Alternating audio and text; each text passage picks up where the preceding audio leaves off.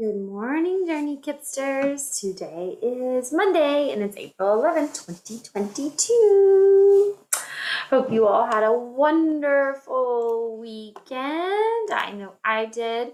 With the beautiful weather outside, I was able to take Max to the dog park and do all kinds of things outside, which was really nice. Okay, let's see what's going on Journey Jumpstart. All right. So we are actually going to be focusing on all of the story values in the next few weeks. As we close out our school year, we'll be able to focus on all of our story values. So show love, teach each other, one family, ready to try again, and you are important. And this Thursday, we will have an assembly celebrating the value of you are important. But for right now, we are going to listen to a story called The Last Stop on Market Street. And I want to see if you can figure out which story value does this story or this book most represent. Okay, so think about which one does it relate to most? Last stop on Market Street. CJ pushed through the church doors, skipped down the steps. The outside air smelled like freedom, but it also smelled like rain, which freckled CJ's shirt and dripped down his nose. He ducked under Nana's umbrella, saying, "How come we gotta wait for the bus in all this wet?" "Trees get thirsty too," his Nana told him. "Don't you see that big one drinking through a straw?" CJ looked for a long time, but never saw a straw. From the bus stop, he watched water pool on flower petals, watched rain patter against the windshield of a nearby car. His friend Colby climbed in, gave CJ a wave, and drove off with his dad. "Nana, how come we don't got a car?" "Boy, what do we need a car for? We got a bus that breathes fire, and old Mr. Dennis, who always has a trick for you." The bus creaked to a stop in front of them. It sighed and sagged, and the doors swung open. "What's that I see?" Mr. Dennis asked. He pulled a coin from behind CJ's ear, placed it in his palm. Nana laughed her deep laugh and pushed CJ along. They sat right up front. The man across the way was tuning a guitar. An old woman with curlers had butterflies in a jar.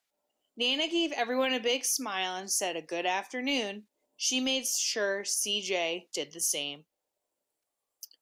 The bus lurched forward and stopped, lurched forward and stopped. Nana hummed as she knit. "How come we always gotta go here after church?" CJ said. "Miguel and Colby never have to go nowhere."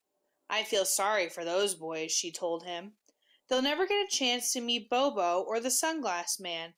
And I hear Trixie got herself a brand new hat." CJ stared out the window, feeling sorry for himself. He watched cars zip on either side, watched a group of boys hop curbs on bikes. A man climbed aboard with a spotted dog. CJ gave up his seat. "How come that man can't see?" "Boy, what do you know about seeing?" Nana told him. "Some people watch the world with their ears." "That's a fact. Their noses, too," the man said, sniffing at the air. "That's a mighty fine perfume you're wearing today, ma'am." Nana squeezed the man's hand and laughed her deep laugh. Two older boys got on next. CJ watched as they moved on by and stood in the back. "Sure wish I had one of those," he said. Nana set down her knitting. "What for? You've got the real living thing across from you. Why don't you ask the man if he'll play us a song?" CJ didn't have to. The guitar player was already plucking strings and beginning to sing. "To feel the magic of music," the blind man whispered. "I like to close my eyes." Nana closed hers too. So did CJ and the spotted dog. And in the darkness, the rhythm lifted CJ out of the bus, out of the busy city. He saw sunset colors swirling over crashing waves.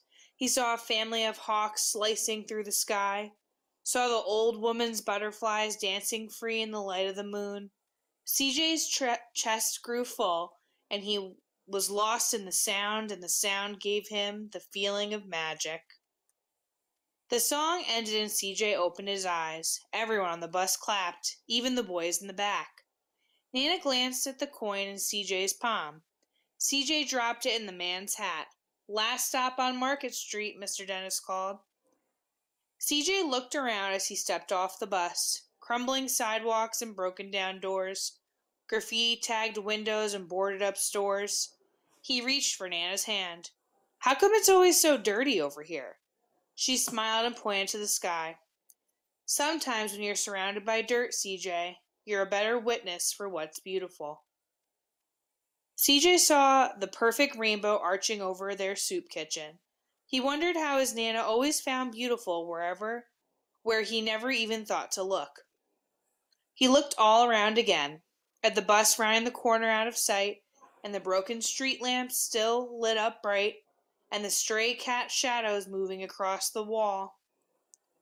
When he spotted their familiar faces in the window, he said, "I'm glad we came." He thought his Nana might laugh, her deep laugh, but she didn't. She patted him on the head and told him, "Me too, CJ. Now come on." The end. Thanks for listening.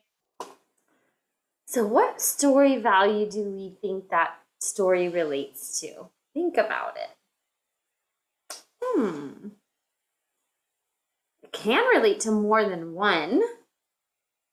For me, it relates to the value of one family, because the people on the bus really treat each other like a family and they really respect each other and love each other. But it also relates to the value of you are important, because Nana is teaching CJ all the things that are important about the way that they do things. They ride the bus. They don't have a car. They look around them and they see all the things that are beautiful about their neighborhood. And so that's the value of you are important, really thinking about what's special about your life and what makes your life unique and important. So thank you for listening to that very special story. All right, let's move on. Oops. Let's see who our Alexia level up. Who leveled up in Alexia last week? Archie, Alexandra, Delilah, Jaden, Michael, Naya, Kane, Axel, Gianelle, Kamzi, Vivian, Aiden, Angeline, Blessed, Abdus, John, and Isabella. Wow, look at all these kidsters that leveled up last week. I'm so impressed. I'm so happy for you. Keep up the hard work, and I want to see who's leveling up today so that I can announce you tomorrow. Weather today, well, right now it's a little stormy. I keep looking out the window because it's raining really hard, and I gotta go help all of our kipsters at arrival. So today it's a little bit stormy. Tomorrow it'll be a little stormy too, but for lunch we're having beef and cheese nachos, cheddar cheese nachos, tuna salad sub sandwich, Southwest refried beans, baby carrots, and a variety of fruit and a variety of milk. And these are our kipsters with birthdays. Amar, Jaden and Jaylin, and Valeria have birthdays. Happy birthday, kipsters. Come to the office and make sure you come get your present from me. And don't forget, we're going to have an Easter egg hunt on Wednesday and Thursday. So Wednesday is going to be pre-K 3, pre-K 4, and kindergarten. And on Thursday, 1st and 2nd grade. So make sure you're bringing your eggs. Your teachers will know what to do with your eggs. Teachers, Mr. Rivas sent out some information about what to do with the trash bag that he gave you. So we're collecting the eggs so that we can then use them as community eggs for the school. All right, kipsters, I hope we have a lovely day. Don't forget that this Friday we do not have any school on Friday, April 15th. So that's something to look forward to. We just have a 4-day week. All right, kipsters, I will see you very soon. Love.